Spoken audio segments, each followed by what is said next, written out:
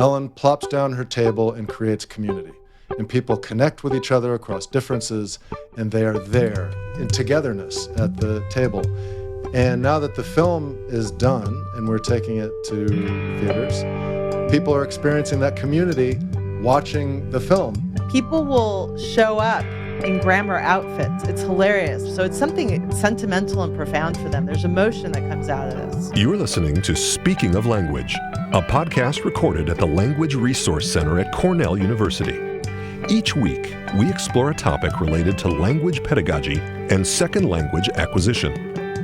This week on Speaking of Language, grammar guru Ellen Jovin and filmmaker Brandt Johnson join us to discuss Rebel with a Clause, a new film following a traveling grammar advice stand across all 50 U.S. states. Welcome to a new episode of Speaking of Language. I'm Angelica Kramer, the director of the Language Resource Center at Cornell University. And I'm Sam Lupowitz, the LRC's media manager. Today, we're joined by Ellen Jovin and Brandt Johnson. Ellen is an internationally acclaimed grammar and language expert whose most recent book, Rebel with a Clause, Tales and Tips from a Roving Grammarian, documents her cross-country journey offering grammar advice from a folding table in public spaces. Brandt directed the acclaimed documentary film following this journey, also called Rebel with a Clause. We will learn all about the book, the documentary, and the wonderful world of language and grammar. Welcome to Speaking of Language, Ellen and Brandt. Thank you so much for having us on the show. Happy to be here. We are so excited, I can't even tell you. I love grammar. Ellen, you already know this. But I met you in a grammar setting. Indeed, yes. I mean, are you ever in a non-grammar setting, though? I often am. I mean, I would say that was extra grammar-y. Yeah, that's where fair. I met you. That is fair. Fair. It did convey a lot about you in the moment. Oh, boy. We will not go into that. But well, if Ellen's there, doesn't that make it a grammar setting? Yeah, well, exactly. By definition. Yeah, I think so. So before we hear all about the various iterations of Rebel with a Clause, we'd like to learn a little bit more about your background and your path with languages. What does that look like? Ellen, would you like to get us started? Well, I have been a grammar person for as long as I can remember. I've always loved language. My earliest childhood memories are mostly about languagey things like spelling, the alphabet, things like that. And I'm sitting in front of a whole lot of language learning books right now as we're talking. Yeah, you do.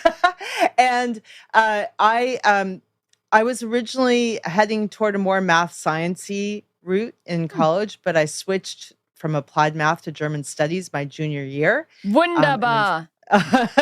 Vielen Dank. And then I studied comparative literature in graduate school, and then moved to New York from Los Angeles, where I was at the time, to be a writer. Since then, I've either taught writing or worked as a writer for my entire adult life, and have studied a whole bunch of languages recreationally, and just really, really, really love grammar. Excellent. We love to hear that. Brandt, what about you? Grew up in a language-rich environment. My mom used to read me poetry that she had written when I was a little boy, and I didn't really understand it, but I appreciated it, and there was lots of language fun and play growing up. And in high school, should I even say this? I won the writing award in high school. So how's that for a language background? Yes, I did go on to be a math major in college, but we won't hold that against you. Okay, thank you. Thank you, Sam. We need you too. I too love language, and there's so much language play in our relationship between Ellen and me, and we appreciate language and grammar.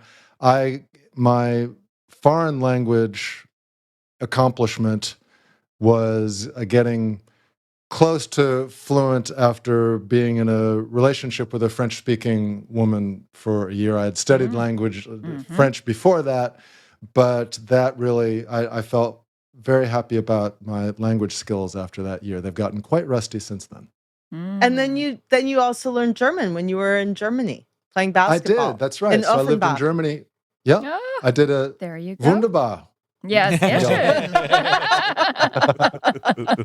So Yeah, so I lived in Germany for a year and got conversational in German, but that was Yeah. also a while ago, and that's a bit rusty now too. Yeah. I would just like to say one thing about Brandt, which is that people sometimes ask him if I correct his grammar. Oh, yeah. And I'm thinking, like we went into this relationship voluntarily. I love language, so it makes sense that we would both, two of us would be interested in it. I mean, this is a man who will make comments about participles at 3 o'clock in the morning, because we're both awake. Like that's, and I indexed him in my book under apostrophes, husband who knows how to use. Wow. So it's just, I mean, this, and I also, because I met you in a conference for language instructors, Mhm. Angelica. I want to note something about Brandt, which I wish I had more of. I think he's actually really gifted with other languages because he has that lack of self-consciousness that allows you to just try. Yep. Whereas I'm a little bit more of a perfectionist and I get bummed out that I forgot this or forgot that. So I'm a little bit less, I just find he's the ideal profile for someone who can pick up languages and reproduce sounds and just really be not worrying about how he's perceived. He just tries. And that's a value that I have in language learning generally. So Yeah. I appreciate that about him very much. Thank you, honey. Awesome. Excellent. Tell us about the grammar table. The book and the film Rebel with a Clause are centered around this table. How did it get started, and what led you to taking it around the country? I started it in 2018, and it was pretty much on a grammar whim. I refer to myself sometimes as a grammar hedonist. I just really delight in this stuff. And I was online a lot at the time, which I think is just the case for so many humans in this country. There's so much of our work that sends us to the computer. So Right. had been studying languages serially for years and blogging about them, chatting in online language groups. And I just felt like I was being taken away. That was an intentional use of like as a conjunction, by the way. That's totally, some people object to that, but I think it's totally legit. Just preemptively annotating my grammar use. And I just thought it'd be fun to be more in the world and use language as the connection medium that it's meant to be. Yeah, that's awesome. I should probably clarify exactly what it is. The grammar table is just a folding table. I put a sign on it with the words grammar table and some helpful topic suggestions. And I just set it up on the street outside our building originally, because we're right next to an express subway stop. And I just started answering the grammar and language questions. It doesn't always have to be grammar, of passersby on the street.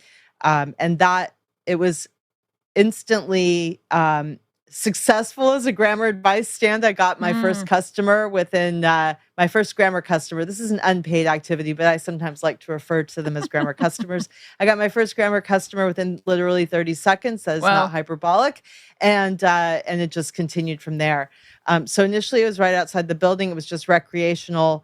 And then both Brandt and I started to consider broader geographic possibilities and creative projects that could come out of that.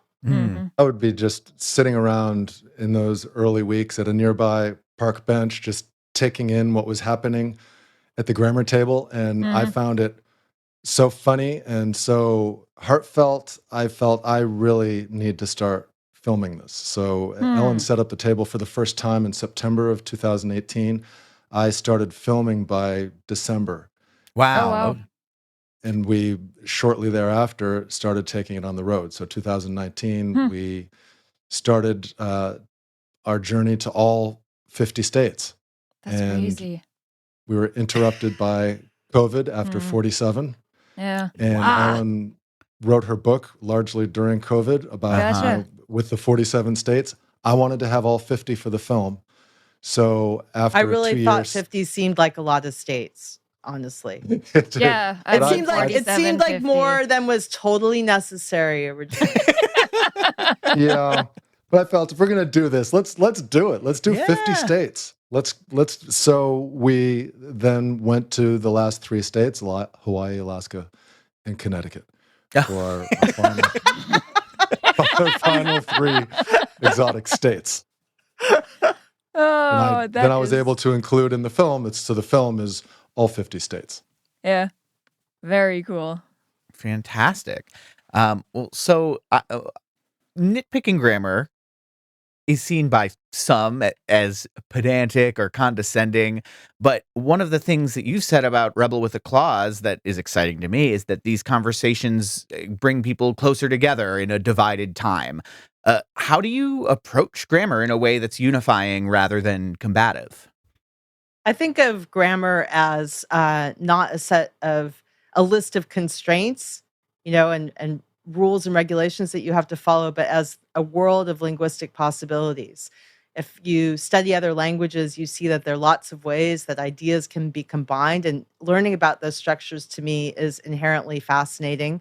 I think awareness of grammar in one's own language facilitates entry into other languages more efficiently. Mhm. And uh, to me, it's just kind of magical. So people come up to me and they ask questions. I don't lasso people and make them come over to me and diagram a sentence. That's just not how it works. People Yeah. come up to me of their own free will and they ask the questions that they want to ask. So it could be about grammar, it might be about spelling or pronunciation, it might be about something in poetry. Mhm. I celebrate all language of affiliated things. So for me, the art of language is really a lot of fun.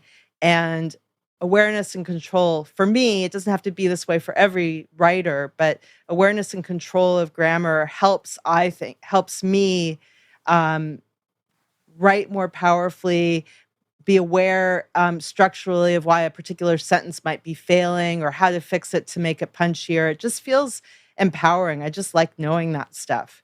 So in the end, grammar for me is fun. Like if you have 3 strangers haggling over a comma in a sentence, um, how mad can you really get? You cannot get Mhm. that angry. So there's a healthy public debate, and then you resolve. You may not all agree on the comma, but you can go home not feeling ticked off at each other.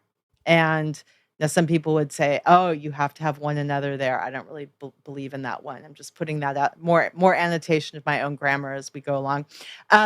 So I think it's fun, and there's humor in it. There's so much Oh, yeah. humor in linguistic differences. It doesn't have to Mhm. be negative, like you're doing it wrong. It can be, why do you do it that way? Mhm. How did we arrive at these different? So many of the things people ask me about are actually complicated. They're confusing because there are multiple ways people do those particular things. Mhm. And so that the more variety there is, the more people wonder about them. Yeah. So, as you were conducting these grammar sessions, both of you have different perspectives, right? Ellen, you are the guru sitting at the table answering questions, and Brandt, you are the observer from afar, maybe. Were there any specific interactions at the grammar table that stand out to you as special? Or were there also any differences that you noticed between the 50 different states? I would just like to say that Brandt was not very afar. He was quite a near. Uh, and he was the only person there, by the way. I mean, one of the things that's extraordinary about this is that he did everything. So there was no crew. We never had a Mm, crew. It was Brandt with Mhm. multiple cameras, multiple sound sources. He edited the film. And it's just like the amount of labor that went into it. It is, I just want to say that it's so much easier to write a book mm, y- compared to, I spent mhm. 2 years on that. And Brandt spent 6.5 years on this. But Wow. Yeah. anyway, I just want to note that he was a near at most of the time. One of the exchanges. This was actually in Little Rock, Arkansas, and I don't know how this actually made it into the film. I don't know, but a woman came up and said that I was precious. And look at him back there.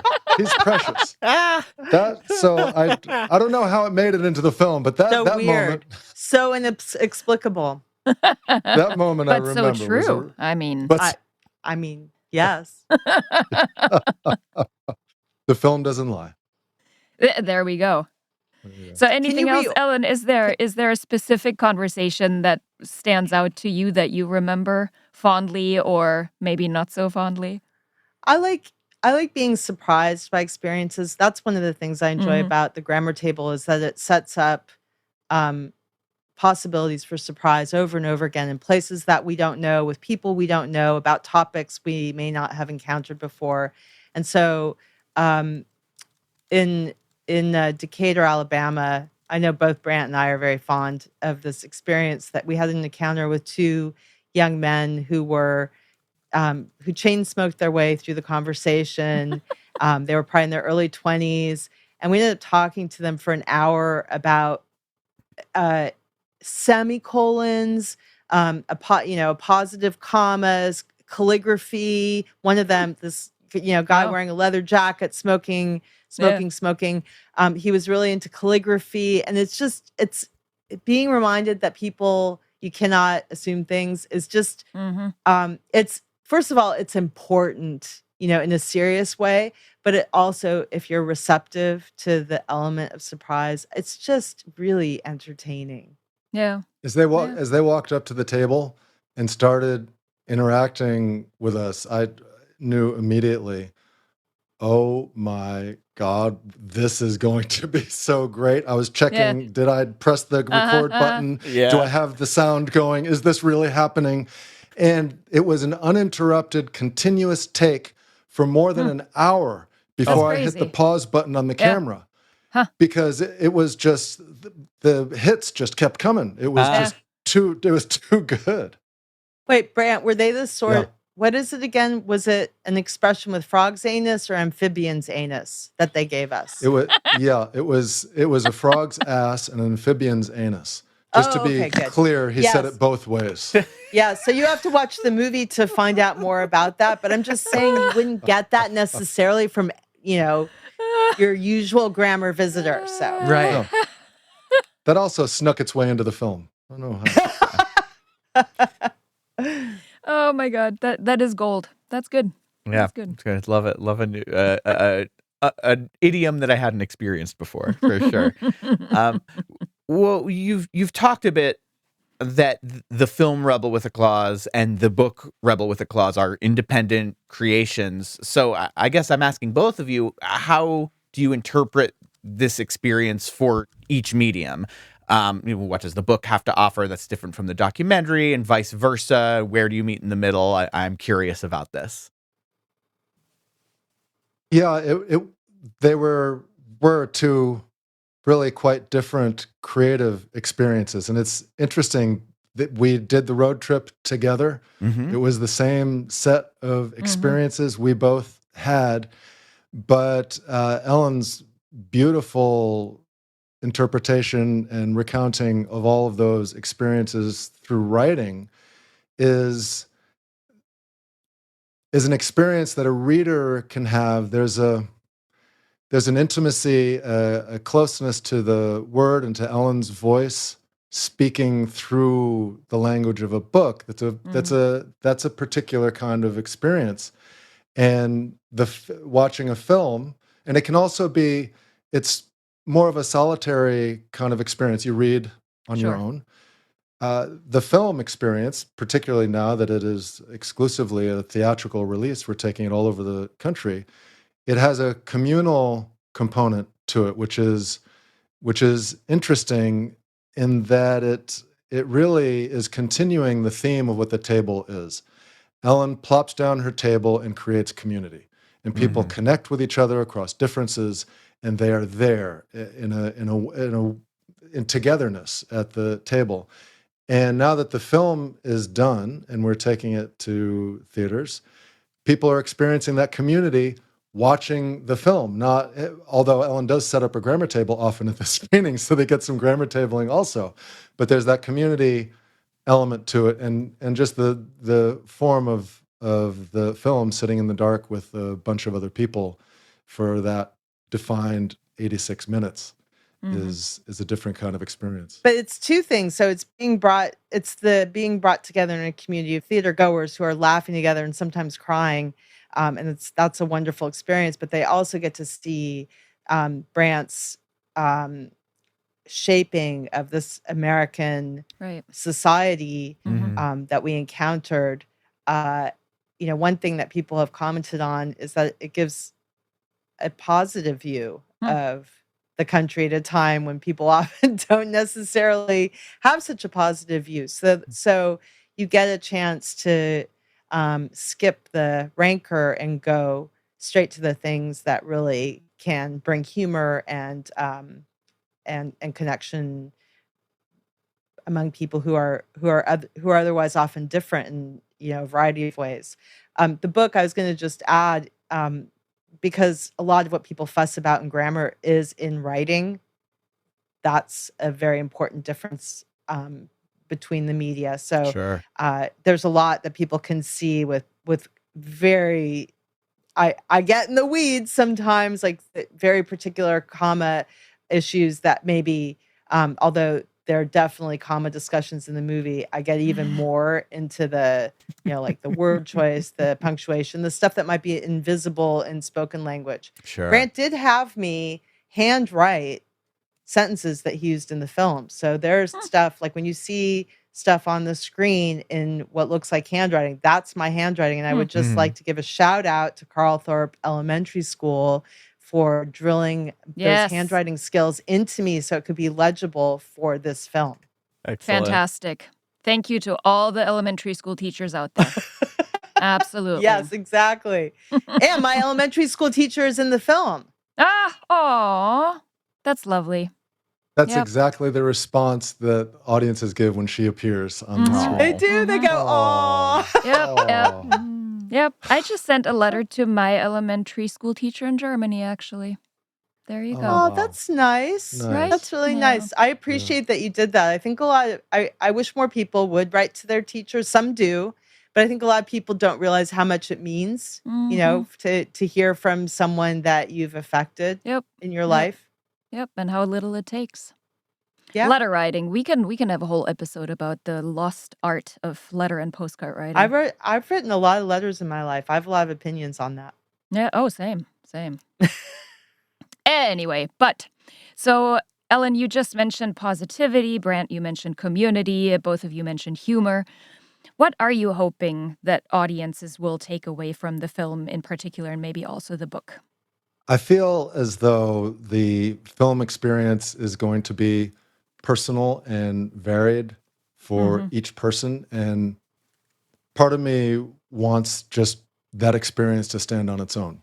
So I hope that you have, I hope that you are entertained. I hope that you have a meaningful experience that is uplifting, that is joyous and moving. And that collection of experiences seems to be what we're being reported. That's being reported to us from audiences, for sure. But the fundamental themes. Yes, this is a rollicking grammar road trip docu-comedy. Yes, it is that, but the fundamental themes of connecting with other human beings and reaching people across differences, that's where the heart of the film is. Beautiful. So, where and when and how can our listeners see this film? Oh, we have been adding dates all over the country. So we've already been in, I don't remember how many dozens of states, but we've been in a lot of states already. We've done events and we keep just adding things. And we are self-distributing. So we write to theaters or they write to us. We set up events. We go to a lot of them. So people should go to rebelwithaclause.com and click the screenings link, and they will just see a list that we are constantly updating. I added something like 32 shows yesterday That's to that wild. page. And it's just if people have an art house cinema in their area and they think that the theater would want to show it, just get in touch with the theater or get in touch with us, and maybe we can make it happen. That's how actually a lot of, well, not a lot, but some of the screenings have happened just because one person says to the theater, "Hey, can you bring the movie here?" Or they say to us, "Can you get in touch with our theater?" So it's Yeah. we're bringing the movie to the people in the same way that the table was brought to the people. Yeah, that's awesome. Beautiful. Well, and for all of our local listeners, Cinemapolis people, Thursday, October 16th at 6 p.m. You better get your tickets. I got mine Yes. already. I should do the Yay. same. Thank you. Thank you for that, Angelica. There's one other place that it will be showing. The PBS national broadcast is Oh, coming wow. up in May. Oh, how Oh, that's exciting. amazing. Yeah. That will be happening also. So Sweet. prior to that, it is strictly theatrical release, and we're going Yeah, that's everywhere. awesome. We do sometimes see people who are in the film at screenings, and it's really Oh. touching to be reunited with them across time. I mean, we saw them, they saw us once, but we've seen them Oh, of many, course. many, many times through the work on the book, through the work on the movie, especially the people that are actually in the film. And, like a baby in the film is now fully ambulatory and Yeah, going to totally. school. Yeah. And so she came to a screening of the movie, and I almost started crying. It was so sweet. Yeah. And we're friends with some of the people. Oh, So for sure. it really Yeah. it expanded our language community, but it also just expanded our human community and across, in places that we might not have gone Sure. immediately had there not been a grammar table to be taken to places. People will show up in grammar outfits. It's hilarious. Like we have a group of I think 6 people who went to there's multiple photos of this group. They all came in matching grammar outfits with different, slogans on their t-shirts, language points and language commentary. That's awesome. And they get really into there's grammar attire that you can wear. And so it's sort of like or sometimes people will 3 sisters came in honor of their mother. Often people cite their parents. They come in memory of their parent who was really into language. So it's something sentimental and profound for them. There's emotion that comes out of this. And they for come sure. with the parent. We have Oh. 90-something-year-old parents come with some frequency with the child, and then often the next generation. And we had just this 2 days ago a 3 generations of a family come. Aw. It's just that's That's awesome. wonderful. Yeah, I didn't mean to Very suggest cool. the parents are always dead. The parents are often alive and present. Yeah. Oh, that's beautiful. Yeah, well, grammar unites. Ah. So clearly, looking just at that list of screenings, you are certainly keeping busy with Rebel with a Clause, moving all around the country again, visiting maybe all the 50 states again. Are there any other projects or events coming up that you would like to plug, or will you just need a break for the next 50 years? This process that we're in the midst of right now is a whirlwind, all-consuming thing. And so, yes, we will need at least 50 years of Okay. break. I don't think better we'll eat give more- you I that bet- long, though. Yeah, I I'd don't rather think so. eat more But vegetables starting today. that's right. But one potential future creative project that is related would be a series of Rebel with a Clause after the film, after when we have a little bit of room to breathe and focus on what that might be. Yeah. Exciting. Terrific. Well, please remind our listeners then, where can folks find out more about you and your work? rebelwithaclause.com. And we will link to that in our show notes. And again, all our local listeners, we hope to see you at Cinemapolis in Ithaca on Thursday, October 16th at 6 p.m. And everybody else, you better check out that link to make sure that you drive to the closest screening near you. All right. Well, Ellen and Brandt, this has been such a joy to get to chat with you about this project and this journey. It's very exciting. But before we sign off, we'd like to ask each of you for a word in a language you love, are learning, want to learn, whatever that may be, that makes you feel inspired. What's that word for each of you? Joie de vivre. It's a good That's a one. good one. It's really, that actually sums up Brandt very well, I would say. He brings that to, has brought that to our relationship for 31 years now. I find this question incredibly difficult because I like the things that inspire me are communities of words. Like I'll sometimes like the sound of a word, like I like the word ubiquity in English. Like so I'm gonna just go with something that sort of amuses me, okay? Because that is very much what my inspiration comes from, being amused about things in life. I find amusing, we walk around Central Park a lot and we see lots and lots and lots of tourists taking pictures of video of squirrels. And so one thing that as I've studied different languages, I've been amused by, first of all, how hard squirrel is to pronounce. Right. This has For come up a on lot the of podcast people. before. It has, Yeah. And it's very hard for me to pronounce in two other languages. So I do not enjoy trying to say Eichhörnchen in German like that. But, I mean, it burns off calories. And then écureuil in French, very hard for me to remember those, like remember how to say them quite right.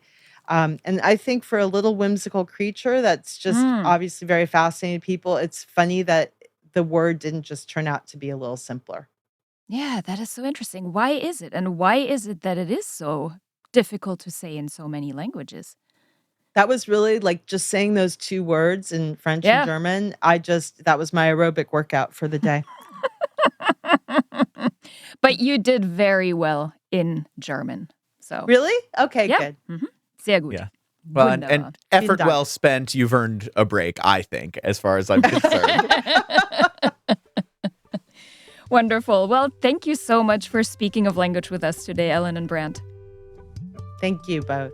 Next week, we will hear more about the critical language scholarship and the impact of intensive language and cultural learning experience abroad from a recent CLS participant, Jack Brown. Until then, Auf Wiederhören. The Language Resource Center is located on the ground floor of Stimson Hall on Cornell's main campus in Ithaca, New York. Check us out on the web at lrc.cornell.edu. and follow Cornell LRC on Facebook, Instagram, and Blue Sky. Speaking of Language is produced by Angelika Kramer and Sam Lupowitz. Recorded by Sam Lupowitz. Original music by Sam Lupowitz, Dan Gable, and Joe Gibson. Thanks also to the College of Arts and Sciences at Cornell University. As a reminder, the ideas and opinions expressed on this podcast do not reflect those of the College of Arts and Sciences or any other official entity of Cornell University. We thank our listeners, and do stay tuned for our next episode.